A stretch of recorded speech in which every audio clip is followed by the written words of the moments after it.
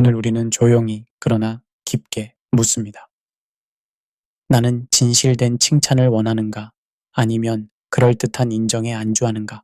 우리는 진실을 갈망한다고 말하면서도 때때로 위로와 인정이라는 달콤한 말에 더 끌리곤 합니다.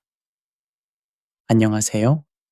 삶을 위한 지혜의 한 페이지, 여러분과 함께 쓰는 지혜의 책, 여기는 Book of How to. 저는 진행자 제임스 킴입니다. 이 프로그램은 매일 반복되는 삶 속에서 어떻게 살아야 할까? 라는 질문에 작지만 분명한 해답을 찾아가는 시간입니다. 성공적인 관계를 만드는 법부터 마음을 다스리는 방법, 삶의 목적을 찾는 여정까지 어떻게, 즉 how to의 모든 것을 다룹니다.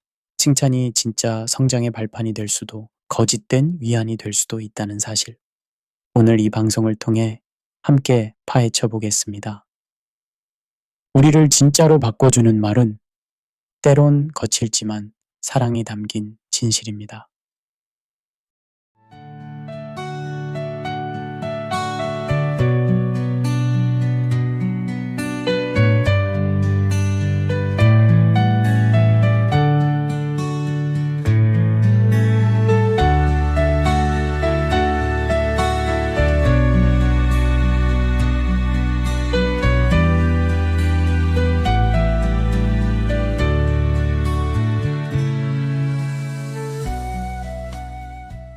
인간의 심리, 진실된 칭찬과 허울 좋은 인정.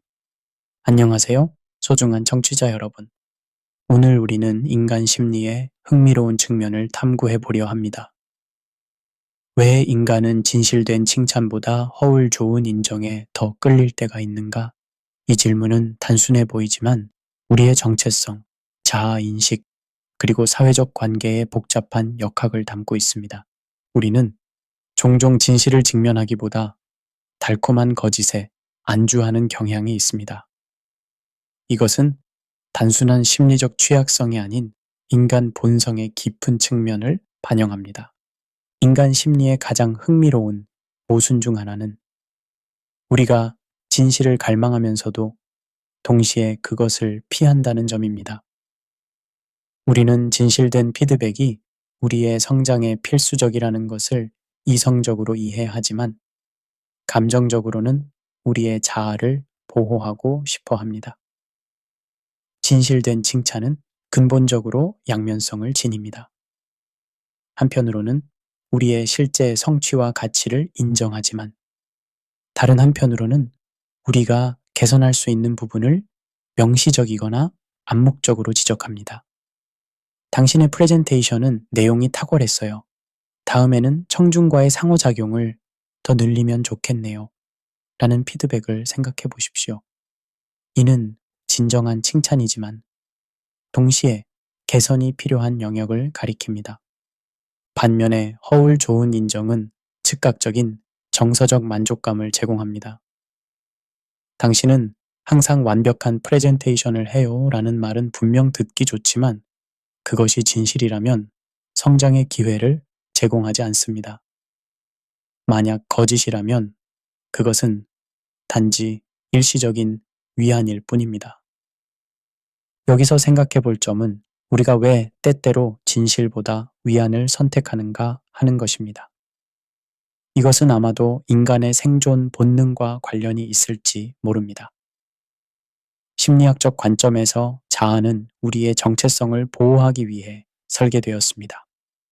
그리고 때로는 이 보호가 진실을 회피하는 형태로 나타납니다. 이는 마치 고통스러운 의학적 치료를 거부하고 일시적인 통증, 완화제를 선호하는 것과 유사합니다. 단기적으로는 편안할지 모르지만 장기적으로는 실제 문제를 해결하지 못합니다. 진실은 때로 불편하다라는 말은 수많은 문화권에서 공통적으로 발견됩니다. 이는 보편적 인간 경험을 반영합니다. 진실된 칭찬이 때로 우리를 불편하게 만드는 이유는 그것이 정확한 관찰과 평가를 기반으로 하기 때문입니다. 예를 들어, 동료가 당신의 아이디어는 혁신적이지만 실행 계획이 부족해요 라고 말할 때 이는 당신의 창의성을 인정하면서도 실용성에 대한 개선 필요성을 지적합니다. 이러한 피드백은 우리의 방어 메커니즘을 작동시킬 수 있습니다. 우리는 종종 이러한 반응을 부정적으로 여기지만 사실 이는 매우 자연스러운 현상입니다. 심리학자들은 이를 인지 부조화라고 부릅니다. 즉, 우리가 자신에 대해 가지고 있는 이미지와 외부 피드백 사이의 불일치가 심리적 불편함을 유발하는 것입니다. 그러나 이러한 불편함이야말로 진정한 성장의 원동력입니다. 철학자 칸트가 말했듯이 편안한 삶은 훌륭한 것이 아니다. 위대한 삶을 꿈꾸라. 우리가 진실된 피드백의 불편함을 수용할 때 우리는 자신의 한계를 초월하고 진정한 잠재력을 발휘할 기회를 얻습니다. 이와 달리 표면적인 인정은 자존심을 자극하지만 내면을 채우지 못합니다. 이는 마치 영양소 없이 설탕만 가득한 음식과 같습니다. 순간적으로는 만족감을 주지만 궁극적으로는 우리를 허기지게 만듭니다. 시니컬하게 말하자면 우리는 종종 영양가 있는 진실보다 달콤한 거짓을 선호하는 영양실조 상태의 영혼들이 아닐까요? 칭찬이라는 패스트푸드에 너무 익숙해져서 진실이라는 영양가 높은 식사의 맛을 잊어버린 것일지도 모릅니다. 자기 확신이 부족할수록 외적 인정에 의존하게 되는 경향이 있습니다. 이는 마치 내부 나침반이 약해지면 외부 신호에 더 의존하게 되는 것과 유사합니다. 심리학자 카렌 호니는 이를 신경증적 필요라고 불렀습니다. 타인의 승인과 인정에 대한 병적인 필요성입니다.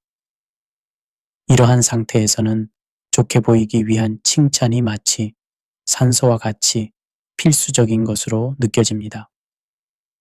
이 현상은 현대사회에서 특히 두드러집니다. 우리는 끊임없이 자신을 다른 사람들과 비교하고 소셜미디어의 좋아요와 팔로워 수로 자신의 가치를 측정하는 경향이 있습니다. 이런 환경에서는 깊이 있는 자기 이해보다 표면적인 인정이 더 중요하게 여겨질 수 있습니다. 흥미로운 점은 이러한 외적 인정 추구가 사실은 자기 확신의 결핍에서 비롯된다는 것입니다. 심리학자 윈니컷은 거짓 자아와 진정한 자아라는 개념을 제시했습니다.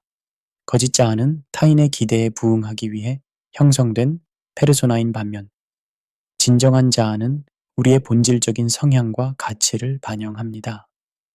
외적 인정에 지나치게 의존하는 사람들은 종종 거짓 자아에 더 투자하게 됩니다. 그들은 자신이 누구인가 보다 타인의 눈에 어떻게 보이는가에 더 관심을 둡니다. 이는 마치 내부가 비어있는 화려한 포장지와 같습니다. 겉으로는 인상적이지만 내용물은 부실합니다. 조금 시니컬한 관점에서 보자면 우리는 자신의 진정한 가치를 발견하는 어려운 작업 대신 타인의 인정이라는 빠른 도파민 히트를 선택하는 중독자들이 아닐까요? 그리고 현대 사회는 이러한 중독을 끊임없이 강화하는 완벽한 공급자 역할을 하고 있는 것 같습니다. 심리 분석적 관점에서 허울 좋은 인정을 선호하는 경향은 자아 방어 메커니즘의 한 형태로 볼 수 있습니다. 프로이트가 설명한 바와 같이 방어 메커니즘은 불안이나 위협으로부터 자아를 보호하기 위한 무의식적 전략입니다. 진실된 피드백은 우리의 자의 위협이 될 수 있습니다. 그것은 우리가 가진 자기 이미지의 불완전성을 드러내고 우리의 약점이나 한계를 인정하도록 강요할 수 있습니다. 이러한 인식은 심리적 불안을 유발할 수 있으며 우리는 이 불안을 피하기 위해 허울 좋은 인정을 추구하게 됩니다. 허울 좋은 인정은 일종의 합리화 메커니즘으로 작용할 수 있습니다. 예를 들어 업무 성과가 좋지 않음에도 불구하고 상사의 가벼운 칭찬에 의존하여 나는 잘하고 있다 라고 자신을 설득할 수 있습니다. 이는 실패나 부적절함에 대한 두려움으로부터 우리를 보호하지만 동시에 실제 문제를 해결하고 성장할 기회를 박탈합니다. 또한 우리는 종종 투사라는 방어 메커니즘을 사용하기도 합니다. 이는 우리 자신의 불안이나 불만족을 다른 사람들에게 투사하는 것입니다. 예를 들어 자신의 업무 능력에 불안을 느끼는 사람은 다른 사람들도 자신을 부정적으로 평가할 것이라고 가정하고, 따라서 어떤 종류의 칭찬이든 과도하게 의존할 수 있습니다. 이러한 방어 메커니즘은 단기적으로는 심리적 안정을 제공할 수 있지만 장기적으로는 실제 성장과 발전을 방해합니다. 마치 통증을 숨기는 진통제를 복용하는 것과 같습니다. 증상은 일시적으로 완화되지만 근본적인 문제는 해결되지 않습니다. 조금 시니컬하게 말하자면 우리는 진실이라는 쓴 약 대신 인정이라는 위약을 선택하고 있는 것은 아닐까요? 그리고 그 위약 효과는 점점 약해져서 우리는 더 강한 인정의 용량을 필요로 하게 되는 것 같습니다. 인정에 대한 태도와 반응은 문화적 맥락에 따라 크게 달라질 수 있습니다. 서구 개인주의 문화와 동양의 집단주의 문화는 칭찬과 인정에 대해 매우 다른 관점을 가지고 있습니다. 서구 문화는 종종 개인의 성취와 독특성을 강조하며 이는 보다 명시적이고 직접적인 칭찬 형태로 나타납니다. 너는 정말 뛰어나다. 네가 최고야. 와 같은 표현은 서구 사회에서 흔히 볼 수 있습니다. 반면 동아시아 문화권에서는 겸손과 집단적 조화가 더 중요시되며 칭찬은 종종 더 간접적이고 미묘한 형태를 취합니다. 사실 일부 동아시아 문화에서는 너무 직접적인 칭찬이 불편하게 여겨지거나 심지어 부적절하다고 간주될 수 있습니다. 이러한 문화적 차이는 우리가 인정을 어떻게 인식하고 반응하는지에 영향을 미칩니다. 서구 문화권에서 자란 사람은 명시적인 칭찬을 기대하고 그것의 부재를 부정적으로 해석할 수 있습니다. 반면 동아시아 문화권의 사람은 간접적인 인정 형태에 더 민감하게 반응할 수 있습니다. 그러나 모든 문화권에서 공통적으로 발견되는 것은 진정성의 중요성입니다. 문화적 표현 방식은 다를 수 있지만 사람들은 일반적으로 진실된 인정과 표면적인 칭찬을 구별할 수 있습니다. 흥미롭게도 글로벌화와 소셜미디어의 확산으로 인해 이러한 문화적 경계가 점점 흐려지고 있습니다.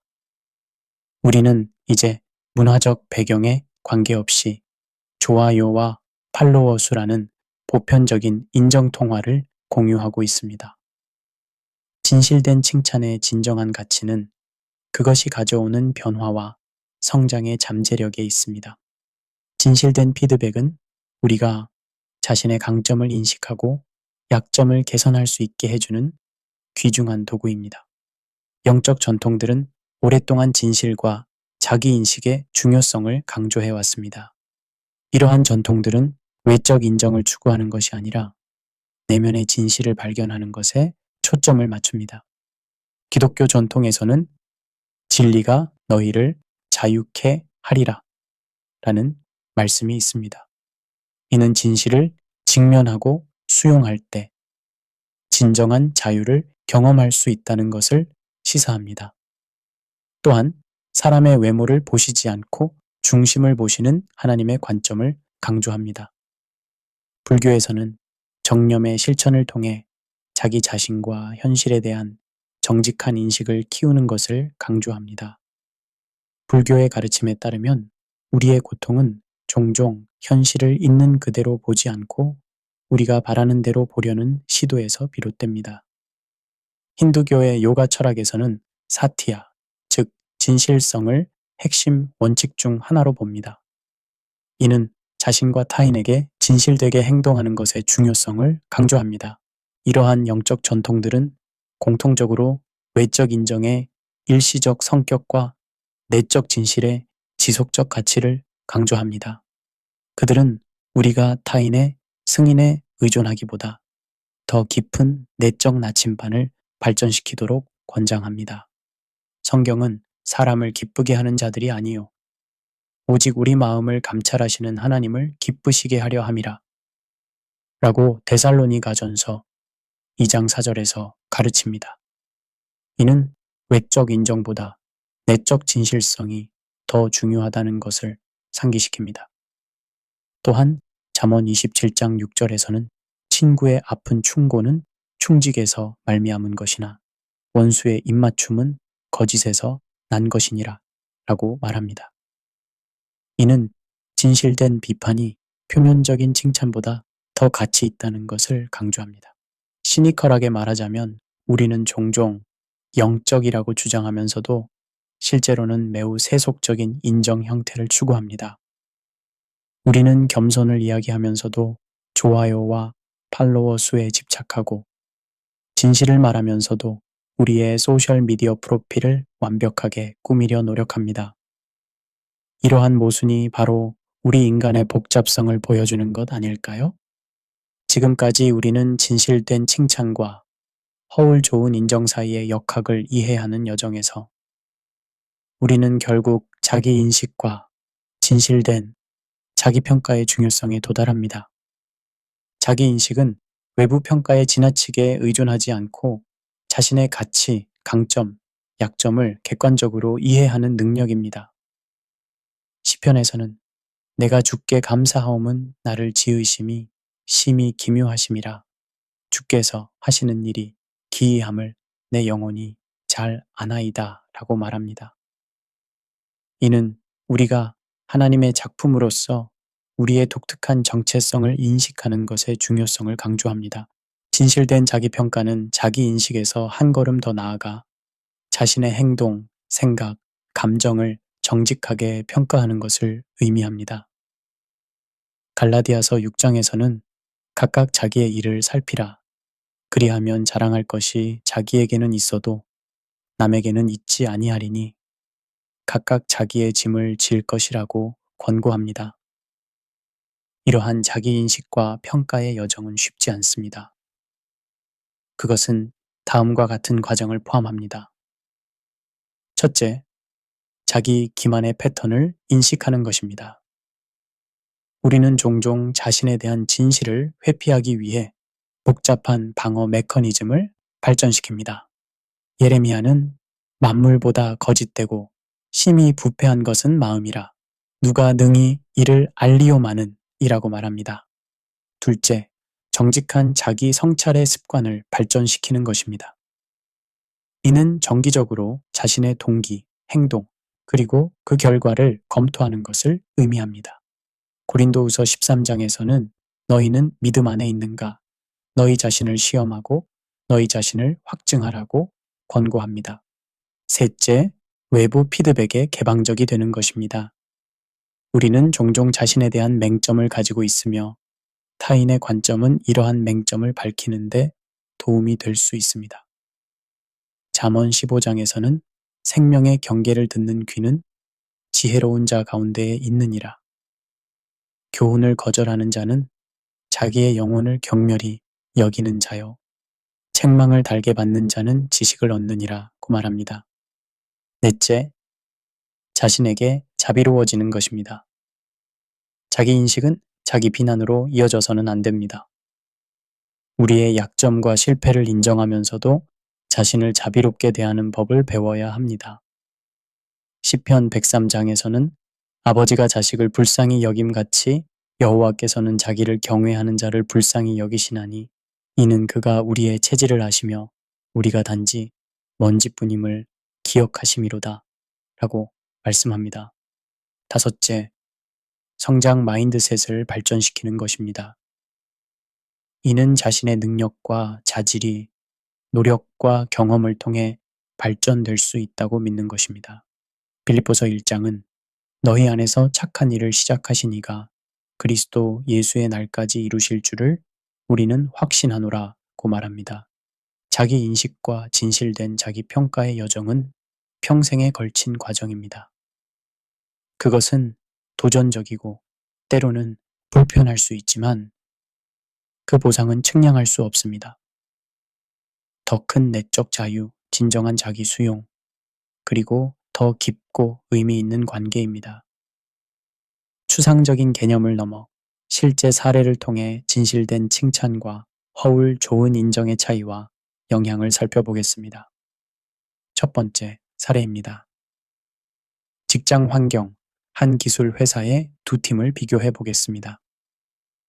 A팀의 관리자는 모든 직원들에게 일률적인 좋은 일 하고 있어요 라는 피드백을 제공했습니다. 반면 B팀의 관리자는 각 직원의 구체적인 기여와 개선 가능한 영역에 대해 상세하고 정직한 피드백을 제공했습니다. 1년 후 B팀은 혁신적인 아이디어 개발과 효율성 측면에서 A팀을 크게 앞섰습니다. 더 중요한 것은 B팀 구성원들이 더 높은 직무 만족도와 팀 소속감을 보고했다는 점입니다. 그들은 관리자가 제공한 진실된 피드백이 그들의 성장과 발전에 실질적으로 기여했다고 느꼈습니다. 이는 잠언 27장에 드러내어 꾸짖는 것이 숨어서 사랑하는 것보다 나으니라는 말씀을 실증합니다. 진실된 피드백은 단기적으로는 불편할 수 있지만 장기적으로는 더 깊은 신뢰와 성장을 가져옵니다. 두 번째 사례입니다. 교육 환경. 한 교육 연구에서는 두 그룹의 학생들에게 다른 종류의 칭찬을 제공했습니다. 첫 번째 그룹은 너는 정말 똑똑하구나 와 같은 능력 기반 칭찬을 받았고, 두 번째 그룹은 네가 그 문제를 해결하기 위해 정말 열심히 노력했구나 와 같은 과정 기반 칭찬을 받았습니다. 연구 결과 과정 기반 칭찬을 받은 학생들이 더 어려운 과제를 선택하고 실패 후에도 더 높은 회복력을 보였으며 전반적으로 더 나은 학업 성과를 달성했습니다. 이는 진실된 칭찬이 단순히 기분을 좋게 만드는 것을 넘어 실제 행동과 성과에 영향을 미친다는 것을 보여줍니다. 이는 마태복음 7장에 그들의 열매로 그들을 알지니 가시나무에서 포도를 또는 엉겅퀴에서 무화과를 따겠느냐 이와 같이 좋은 나무마다 아름다운 열매를 맺고 못된 나무가 나쁜 열매를 맺나니 라는 말씀과 일치합니다. 진실된 칭찬은 좋은 열매를 맺는 반면 표면적인 인정은 결국 부실한 결과를 낳습니다. 세 번째 사례입니다. 개인적 성장.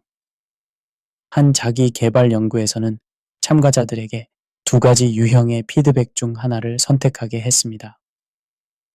긍정적이지만 일반적인 피드백 또는 때로는 비판적이지만 항상 구체적이고 실행 가능한 피드백. 초기에는 많은 참가자들이 긍정적인 피드백을 선호했지만 시간이 지남에 따라 구체적이고 때로는 비판적인 피드백을 받은 그룹에서 더 큰 개인적 성장과 목표 달성이 관찰되었습니다. 한 참가자는 이렇게 말했습니다. 처음에는 비판을 듣는 것이 어려웠습니다. 그러나 시간이 지남에 따라 그것이 나를 실제로 발전시키는 것은 구체적인 피드백이라는 것을 깨달았습니다. 이제 나는 나를 기분 좋게 만드는 말보다 나를 더 나은 사람으로 만드는 말을 더 가치 있게 여깁니다.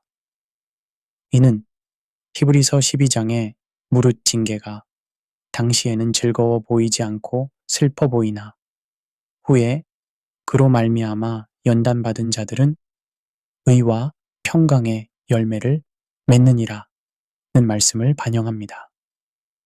단기적인 불편함이 장기적인 성장과 성숙을 가져올 수 있습니다. 시니컬하게 말하자면 우리는 종종 불편한 진실이라는 약을 거부하고 달콤한 거짓이라는 사탕을 선택합니다. 그러나 결국 우리의 영혼의 건강을 위해 필요한 것은 사탕이 아닌 약임을 알게 됩니다. 지금까지 우리는 진실된 칭찬과 허울 좋은 인정의 차이점과 각각의 영향에 대해 살펴보았습니다. 그러나 현실에서는 이 둘 사이의 적절한 균형을 찾는 것이 중요합니다. 진실이 사랑 없이 전달될 때 그것은 냉정하고 파괴적일 수 있습니다. 반면 사랑이 진실 없이 표현될 때 그것은 얕고 의미 없을 수 있습니다. 에베소서 4장에서 말하는 사랑 안에서 참된 것을 하여 라는 구절은 이 균형의 중요성을 강조합니다. 그렇다면 실제로 이러한 균형은 어떻게 달성할 수 있을까요? 첫째, 의도와 동기를 점검하는 것이 중요합니다. 진실을 말할 때 그것이 상대방의 성장과 복지를 위한 것인지 아니면 단순히 자신의 우월감이나 분노를 표현하기 위한 것인지 성찰해야 합니다. 고린도전서 16장에서는 너희 모든 일을 사랑으로 행하라고 권고합니다. 둘째, 타이밍과 맥락을 고려해야 합니다. 아무리 진실된 피드백이라도 잘못된 시간과 장소에서 전달되면 효과적이지 않을 수 있습니다. 전도서 3장은 천하의 범사가 기한이 있고 모든 목적이 이룰 때가 있나니 라고 말합니다. 셋째, 언어와 톤에 주의를 기울여야 합니다. 진실이라도 어떻게 표현하느냐에 따라 그 수용성과 효과가 크게 달라질 수 있습니다. 잠언 16장에서는 선한 말은 꿀송이 같아서 마음에 달고 뼈에 양약이 되느니라고 말합니다. 넷째, 관계의 맥락을 고려해야 합니다. 깊은 신뢰와 상호 존중이 있는 관계에서는 더 직접적인 진실이 효과적일 수 있지만 새로운 관계나 취약한 관계에서는 더 많은 민감성이 필요할 수 있습니다.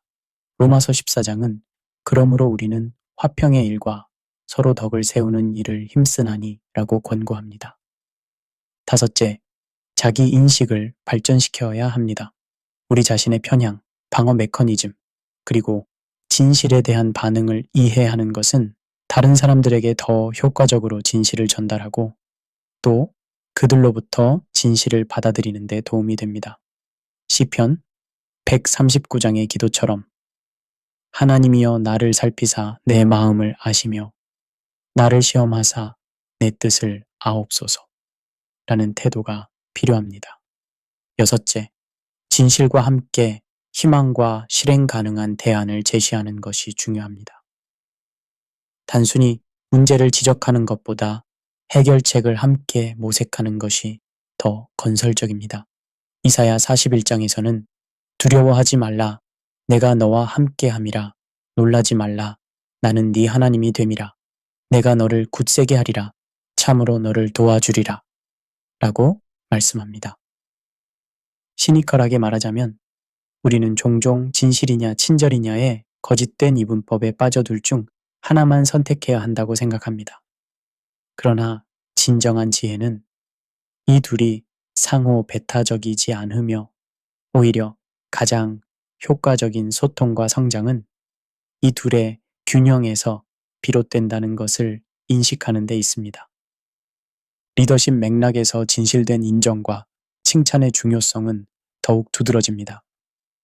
리더는 조직 문화를 형성하고 팀 구성원의 행동과 태도에 큰 영향을 미칩니다. 진실된 피드백을 제공하는 리더는 몇 가지 중요한 이점을 창출합니다. 첫째, 그들은 신뢰의 문화를 조성합니다. 팀원들이 리더가 항상 진실을 말한다고 믿을 때 소통은 더욱 효과적이 되고 관계는 더욱 강화됩니다. 잠언 20장은 인자와 진리가 왕을 보호하며 그의 왕위는 인자함으로 말미암아 견고하니라고 말합니다. 둘째, 그들은 지속적인 학습과 개선의 문화를 촉진합니다. 진실된 피드백은 팀원들이 자신의 강점과 약점을 이해하고 지속적으로 발전할 수 있게 합니다. 잠언 9장에서는 지혜로운 자에게 교훈을 더하라. 그가 더욱 지혜로워질 것이요. 의로운 사람을 가르치라. 그의 학식이 더하리라고 조언합니다. 셋째, 그들은 혁신과 창의성을 장려합니다. 팀원들이 실수에 대한 정직한 피드백을 두려워하지 않을 때 그들은 더 기꺼이 위험을 감수하고 새로운 아이디어를 시도하게 됩니다.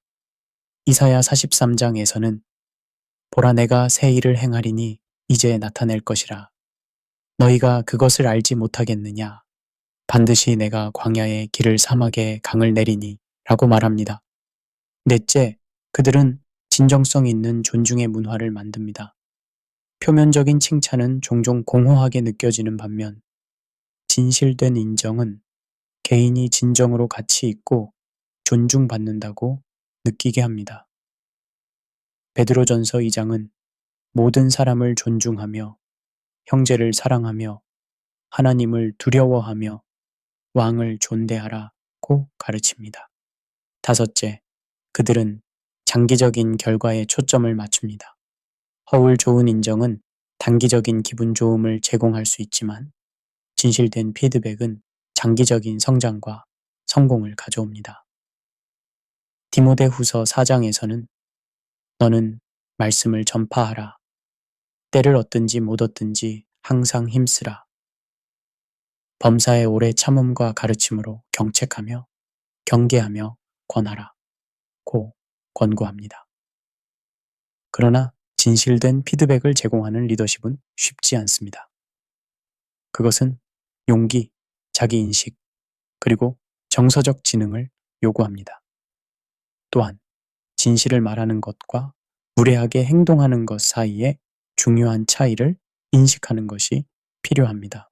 시니컬하게 말하자면 많은 조직에서 우리는 진실을 말하는 리더보다 듣기 좋은 말을 하는 리더를 더 높이 평가하는 경향이 있습니다. 진실을 말하는 것은 때로 불편하고 인기가 없을 수 있기 때문입니다. 그러나 진정한 리더십은 단기적인 인기보다 장기적인 영향력에 더 관심을 두어야 하지 않을까요? 진실된 칭찬과 허울 좋은 인정에 관한 우리의 여정에서 가장 중요한 요소 중 하나는 자기인식과 진실된 자기평가의 능력입니다. 이것은 단순히 자신에 대해 아는 것을 넘어 자신을 객관적으로 평가하고 성장을 위한 기회로 삼는 능력을 의미합니다. 자기인식은 외부의 인정이나 비판에 흔들리지 않고 자신의 가치, 강점, 약점을 명확히 이해하는 상태입니다. 그러나 진정한 자기인식으로 가는 길은 쉽지 않습니다. 우리는 자기 기만에 복잡한 그물에 걸려 있을 때가 많습니다. 우리의 마음은 종종 우리에게 거짓말을 하며 우리는 이를 진실로 믿고 싶어 합니다. 자기 인식을 발전시키기 위한 첫 번째 단계는 자기 기만의 패턴을 인식하는 것입니다. 우리는 자존심을 보호하기 위해 복잡한 방어 메커니즘을 발전시킵니다. 예를 들어 실패를 외부 요인 탓으로 돌리거나 우리의 약점을 무시하거나 심지어 우리의 강점을 과대평가할 수도 있습니다. 시니컬하게 말하자면 우리는 종종 자기 인식이라는 이름으로 단지 우리가 듣고 싶은 것만 듣는 선택적 자기 평가를 합니다. 마치 거울 앞에서 가장 유리한 각도만 보는 것처럼 우리는 자신의 가장 매력적인 측면만 보려는 경향이 있습니다. 진정한 자기 인식을 위한 두 번째 단계는 정직한 자기 성찰의 습관을 기르는 것입니다. 이는 정기적으로 자신의 행동, 생각, 감정, 동기를 검토하는 시간을 갖는 것을 의미합니다. 이러한 자기 성찰은 다음과 같은 질문을 포함할 수 있습니다. 나는 왜 이렇게 반응했는가? 나의 진정한 동기는 무엇인가? 나는 어떻게 성장할 수 있는가? 나는 어떤 가치를 진정으로 중요시하는가? 이러한 질문들은 우리가 자신에 대해 더 깊이 이해하고 성장을 위한 영역을 식별하는 데 도움이 됩니다. 세 번째 단계는 외부 피드백에 개방적이 되는 것입니다. 우리는 모두 자신에 대한 맹점을 가지고 있으며 다른 사람들의 관점은 이러한 맹점을 드러내는 데 중요한 역할을 합니다. 그러나 이것은 모든 피드백을 무비판적으로 받아들이라는 의미는 아닙니다. 오히려 그것은 피드백을 성찰적으로 고려하고 그것이 우리의 자기 인식을 향상시키는데 어떻게 기여할 수 있는지 평가하는 것을 의미합니다. 모든 피드백이 동등하게 가치 있는 것은 아니며 우리는 그것의 정확성과 유용성을 판단할 수 있는 분별력을 발전시켜야 합니다. 네 번째 단계는 자기 자비의 태도를 기르는 것입니다. 자기 인식은 자기 비난으로 이어져서는 안 됩니다. 우리는 자신의 약점과 실패를 인정하면서도 자신을 친절하고 이해심 있게 대할 수 있어야 합니다. 이러한 자기 자비는 나약함이나 변명의 표시가 아닙니다. 오히려 그것은 우리의 인간성을 인정하고 성장과 발전을 위한 더 건강한 기반을 제공합니다. 자신에게 가혹할 때 우리는 종종 방어적이 되거나 변화를 회피하게 됩니다.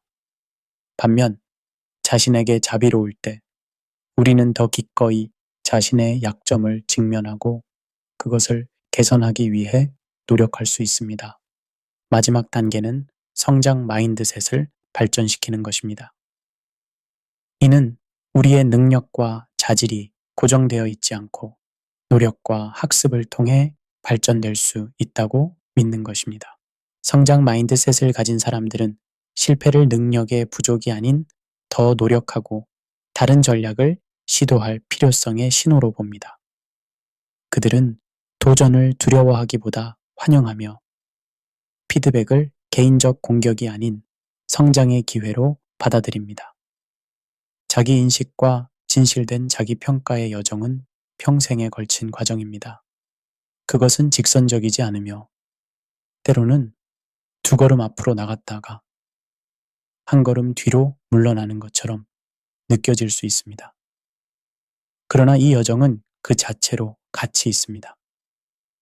우리가 자신을 더 잘 이해할수록 더 의도적으로 살고 더 진실된 관계를 형성하고 더 깊은 만족감을 경험할 수 있게 됩니다. 시니컬하게 말하자면 자기 인식은 종종 우리가 가장 자랑스러워하는 특질이면서도 실제로는 가장 발전시키기 어려운 것입니다. 우리는 모두 스스로를 자아 인식이 높은 사람으로 생각하지만 실제로 그런 사람은 얼마나 될까요? 그러나 바로 이런 역설이 자기 인식 여정의 필수적인 부분입니다. 우리는 항상 배우고 성장하고 우리 자신에 대한 이해를 깊게 해야 합니다. 이론적 이해를 넘어 이제 우리는 일상생활에서 어떻게 진실된 칭찬의 문화를 구축할 수 있는지 살펴보겠습니다. 이는 개인적 행동의 변화에서 시작하여 더 넓은 사회적 환경으로 확장됩니다. 개인적 차원에서 우리는 먼저 내가 듣고 싶은 말이 아니라 내가 성장할 수 있는 말을 받아들이는 용기를 기르는 것이 중요합니다. 실제로 이는 피드백을 받을 때 방어적인 태도를 자제하고 대신 이것에서 무엇을 배울 수 있을까? 라고 질문하는 습관을 의미합니다. 이는 이 피드백이 정확한가? 라는 질문에서 이 피드백이 나에게 어떻게 도움이 될 수 있는가? 로의 전환을 의미합니다. 또한 우리는 다른 사람들에게 진실된 칭찬을 제공하는 법을 배워야 합니다. 이는 구체적이고 진실되며 행동 중심적인 피드백을 제공하는 것을 의미합니다. 너는 정말 훌륭해와 같은 일반적인 칭찬 대신 네가 그 문제에 접근한 방식, 특히 다양한 관점을 고려한 점이 정말 인상적이었어. 와 같이 구체적인 피드백을 제공하는 것입니다. 진실된 피드백은 상대방을 깎아내리거나 판단하기 위한 것이 아니라 그들의 성장과 발전을 지원하기 위한 것이어야 합니다. 관계적 차원에서 우리는 진실된 피드백을 주고받을 수 있는 안전한 환경을 조성해야 합니다. 이는 신뢰, 상호 존중, 그리고 공동의 성장 목표에 기반한 관계를 구축하는 것을 의미합니다. 실용적으로 이는 정기적인 피드백 세션을 갖거나 건설적인 비판을 환영하는 명시적인 규범을 설정하거나 단순히 당신의 솔직한 생각을 들려주세요 라고 요청하는 것을 포함할 수 있습니다. 중요한 것은 피드백이 비판이 아닌 성장 지향적이라는 이해를 확립하는 것입니다. 조직적 차원에서 리더들은 진실된 칭찬의 문화를 모델링하고 장려해야 합니다. 이는 정직한 소통을 가치 있게 여기고 건설적인 피드백을 제공하는 사람들을 인정하고 심지어 리더 자신도 피드백을 수용하는 모습을 보이는 것을 의미합니다. 시니컬하게 말하자면 많은 조직들이 투명성과 정직한 피드백을 내세우지만 실제로는 이러한 가치에 따라 행동하지 않습니다. 진정한 변화는 단순한 구호를 넘어 실질적인 행동의 변화를 요구합니다. 마지막으로 사회적 차원에서 우리는 디지털 공간에서의 소통 방식을 제고해야 합니다. 소셜미디어는 종종 표면적인 인정과 승인을 장려하며 이는 깊이 있는 교류와 성장을 방해할 수 있습니다. 실용적으로 이는 온라인에서 더 의도적이고 사려 깊은 소통 방식을 채택하는 것, 단순한 좋아요를 누르는 대신 의미 있는 댓글을 남기는 것, 그리고 디지털 공간에서도 진실성과 깊이를 우선시하는 것을 의미할 수 있습니다. 진실된 칭찬의 문화를 구축하는 것은 쉽지 않은 여정입니다. 그것은 용기, 취약성, 그리고 지속적인 노력을 요구합니다. 그러나 그 보상은 측량할 수 없습니다. 더 깊은 관계, 더 큰 개인적 성장, 그리고 궁극적으로 더 진실된 삶입니다. 우리는 진실된 칭찬과 허울 좋은 인정 사이에 복잡한 역학을 탐구했습니다. 우리는 왜 때때로 인간이 진실보다 위안을 선택하는지, 그리고 이러한 선택이 개인적 성장과 관계에 어떤 영향을 미치는지 살펴보았습니다. 여정을 마무리하면서 몇 가지 핵심적인 통찰을 정리해 보겠습니다. 첫째, 진실된 칭찬은 때로는 불편할 수 있지만 영혼을 살리고 정체성을 붙잡게 합니다. 진실을 직면하고 수용할 때 우리는 진정한 자유를 경험합니다. 둘째, 허울 좋은 인정은 일시적인 위안을 제공할 수 있지만 결국 우리의 성장과 자기인식을 방해합니다. 허울 좋은 인정은 모래 위의 집과 같아서 시험이 닥칠 때 무너지게 됩니다. 셋째, 자기 확신이 부족할수록 외적 인정에 더 의존하게 됩니다. 우리의 가치는 타인의 인정이 아닌 하나님 안에서의 정체성에 뿌리를 두어야 합니다. 넷째, 소셜미디어와 디지털 문화는 좋아 보이는 것에 더 큰 가치를 둠으로써 인정 중독을 부추깁니다. 다섯째, 진실된 칭찬의 문화를 구축하는 것은 개인적 성장과 건강한 관계를 위해 필수적입니다. 마지막으로 우리의 궁극적 가치는 누가 인정해 주는가가 아니라 누구에게 속해 있는가에서 결정됩니다. 진실된 삶을 향한 여정은 쉽지 않습니다. 그것은 용기, 취약성, 그리고 지속적인 자기 성찰을 요구합니다. 그러나 그 보상은 측량할 수 없습니다. 더 깊은 자기인식, 더 의미 있는 관계, 그리고 더 진실된 존재 방식입니다. 시니컬하게 말하자면 우리는 종종 진실보다 편안함을, 성장보다 안정을 선택합니다. 그러나 이러한 선택이 결국 우리를 더 깊은 불만족으로 이끈다는 것이 인생의 아이러니가 아닐까요? 여러분이 진실된 삶을 살아가는 용기를 얻길 바랍니다. 때로는 불편하고 도전적일 수 있지만 그것은 궁극적으로 더 충만하고 의미 있는 삶으로 이어지는 길입니다. 우리가 진실 안에서 살아갈 때 우리는 단지 자신만이 아니라 우리 주변의 세상도 변화시킬 수 있습니다.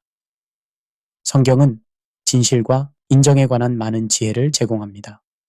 모든 질문의 답은 성경에 있습니다. 우리는 하나님의 말씀을 통해 진정한 자기 가치와 의미 있는 삶의 원천을 발견할 수 있습니다.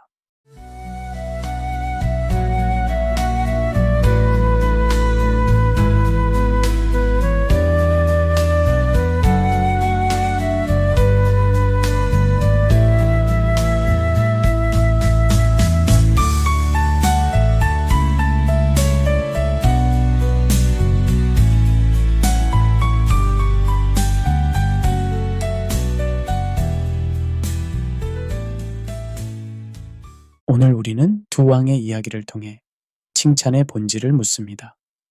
한 사람은 사람들에게 박수를 받았지만 결국 버림받았고, 다른 한 사람은 오랜 시간 무명의 자리에 있었지만 하나님께 칭찬을 받았습니다. 이 두 사람의 이름은 다윗과 사울입니다.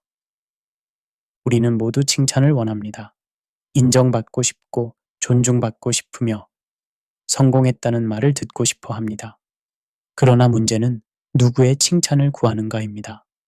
사람의 박수인가? 하나님의 인정인가? 이 질문에 대한 답은 우리 인생의 방향을 완전히 바꿔놓습니다. 사울과 다윗의 삶은 이 질문에 대한 가장 극명한 답을 보여줍니다. 이스라엘의 첫 번째 왕이었던 사울은 등장부터 화려했습니다. 그는 키가 크고 외모가 뛰어났으며 백성들의 시선을 단번에 사로잡았습니다. 성경은 그를 묘사하기를 이스라엘 자손 중에 그보다 더 준수한 자가 없다고 말합니다. 사람들은 그를 보며 환호했고 왕으로 세워질 때 모든 이스라엘이 기뻐했습니다. 왕이여 만세라는 외침이 온 땅에 울려 퍼졌습니다. 사울은 시작부터 성공한 사람처럼 보였습니다. 왕좌에 앉았고 군대를 이끌었으며 백성들의 지지를 받았습니다. 그의 첫 전투에서 이스라엘은 승리했고 사람들은 더욱 그를 추앙했습니다. 그는 권력을 가졌고 명예를 얻었으며 모든 것이 순조로워 보였습니다. 겉으로 보기에는 부족한 것이 없었습니다. 그러나 하나님께서는 이미 그의 마음을 보고 계셨습니다. 그러나 하나님께서 사울을 평가하신 말씀은 전혀 달랐습니다. 내가 그를 왕으로 세운 것을 후회한다. 왜 이런 말씀이 나왔을까요? 사울에게는 치명적인 문제가 있었습니다. 그는 늘 사람들의 시선을 의식했습니다. 하나님께 순종하는 것보다 백성들에게 어떻게 보이는지를 더 중요하게 여겼습니다.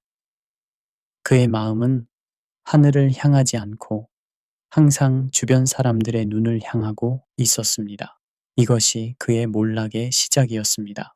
아말렉과의 전쟁에서 하나님의 명령은 분명했습니다. 모든 것을 진멸하라는 것이었습니다. 그러나 사울은 좋은 것들을 남겨두었습니다. 백성들이 원했기 때문입니다.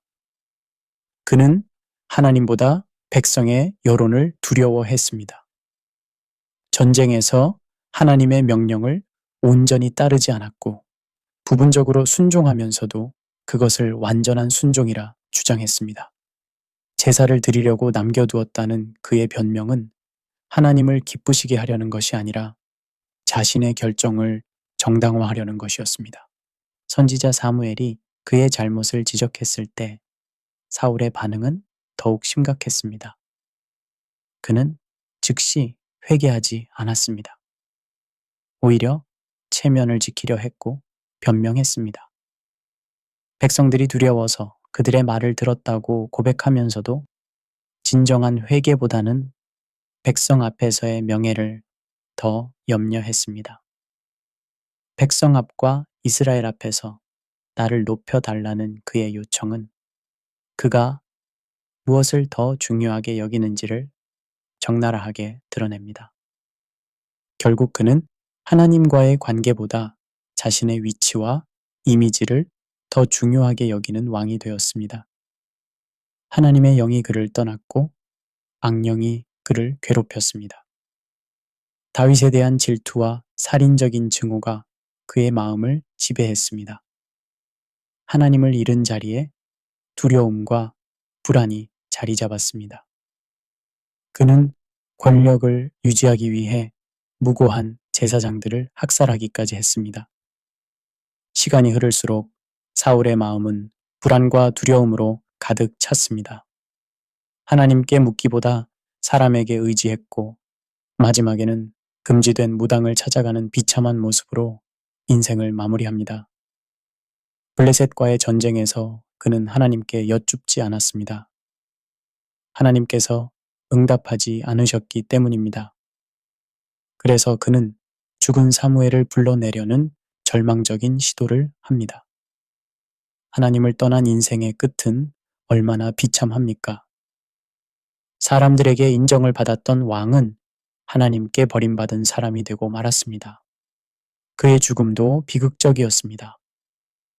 전쟁터에서 치명상을 입고 스스로 칼에 엎드려 죽었습니다. 하나님을 경외하지 않은 삶의 마지막은 스스로 목숨을 끊는 절망이었습니다. 화려하게 시작했던 인생이 얼마나 비참하게 끝났습니까? 반면 다윗의 시작은 전혀 달랐습니다. 그는 들판에서 양을 치는 목동이었습니다. 가족들 사이에서도 크게 주목받지 못했고 왕이 될 것이라고 누구도 상상하지 않았습니다. 선지자 사무엘이 다윗의 집에 왕을 세우기 위해 왔을 때 그의 아버지는 다윗을 부르지도 않았습니다. 다윗은 들판에서 양을 돌보고 있었고 가족 모임에조차 포함되지 않았습니다. 사람들의 눈에는 보이지 않는 자리에서 그는 오랜 시간을 보냈습니다. 그러나 그 시간 동안 다윗은 하나님을 깊이 알고 있었습니다. 아무도 보지 않는 들판에서 그는 하나님을 찬양했고 하나님을 의지했습니다. 사자와 곰이 양을 공격했을 때 그는 하나님의 이름으로 맞섰습니다. 그는 혼자 있을 때도 하나님 앞에 서 있는 사람이었습니다. 골리앗과의 대결은 다윗의 신앙을 보여주는 결정적 사건입니다. 이스라엘 군대 전체가 두려워 떨 때 이 어린 목동은 담대히 나섰습니다. 그러나 그의 담대함은 자신의 능력에서 나온 것이 아니었습니다. 너는 칼과 창과 단창으로 내게 나오지만 나는 만군의 여호와의 이름으로 내게 나아간다는 그의 고백은 그가 누구를 의지하는지를 분명히 보여줍니다. 승리 후 다윗은 영웅이 되었지만 그의 마음은 변하지 않았습니다. 사울의 질투와 살해 위협 속에서도 그는 하나님께 의지했습니다. 사울에게 쫓겨 도망자의 삶을 살 때에도 다윗에게는 왕을 죽일 기회가 여러 번 있었습니다. 그 순간 그는 쉽게 왕좌를 차지할 수 있었습니다. 엔게디 동굴에서 그리고 사울이 잠든 진영에서 다윗은 칼을 들 수 있었습니다. 그러나 다윗은 하나님의 기름 부음을 받은 자를 해치지 않겠다고 말하며 손을 대지 않았습니다. 사람의 눈에는 어리석은 선택처럼 보였지만 하나님 앞에서는 가장 지혜로운 선택이었습니다. 그는 하나님의 때를 기다렸습니다. 자신의 손으로 왕위를 차지하지 않고 하나님께서 주시기를 기다렸습니다. 이것이 사울과 다윗의 가장 큰 차이였습니다. 다윗도 죄를 지은 사람이었습니다. 밧세바와의 간음, 우리아의 죽음을 계획한 살인, 이것들은 심각한 죄였습니다. 큰 실수도 있었습니다. 그러나 다윗이 사울과 달랐던 점은 단 하나였습니다. 그는 죄를 숨기지 않았고 변명하지 않았으며 즉시 하나님 앞에 엎드렸습니다. 선지자 나단이 그의 죄를 지적했을 때 그는 즉시 내가 여호와께 죄를 범하였노라고 고백했습니다. 다윗의 회개는 진실했습니다. 시편 51편은 그의 깊은 통회를 보여줍니다. 하나님이여 내 속에 정한 마음을 창조하시고 내 안에 정직한 영을 새롭게 하소서. 그는 단순히 처벌을 피하려 한 것이 아니라 하나님과의 관계 회복을 간절히 원했습니다. 그는 완벽한 사람이 아니었지만 하나님 앞에서 진실한 사람이었습니다. 그래서 하나님은 다윗을 두고 이렇게 말씀하셨습니다. 내 마음에 맞는 사람. 이 한마디가 다윗의 전부를 설명합니다. 그는 하나님의 마음을 구했고 하나님의 뜻을 따랐으며 하나님 앞에 진실했습니다. 실수했을 때조차 그는 하나님께로 돌아왔습니다. 이것이 다윗이 하나님의 마음에 맞는 사람이 된 이유입니다.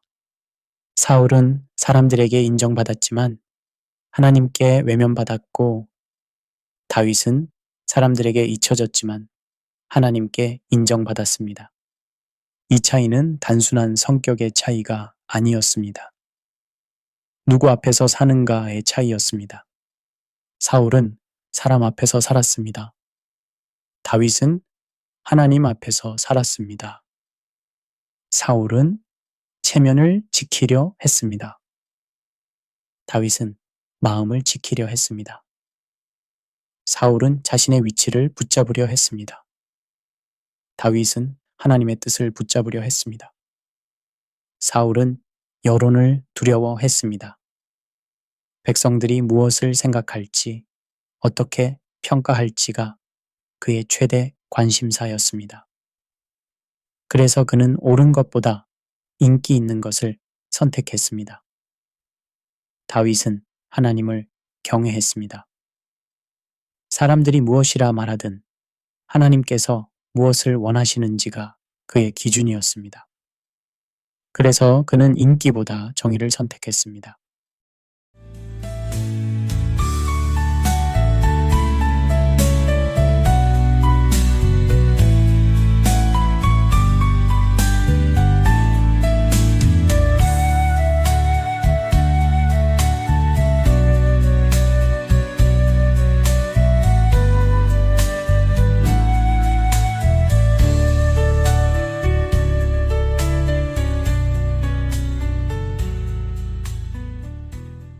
오늘 우리는 진실된 칭찬과 허울 좋은 인정 사이의 차이를 이야기했습니다.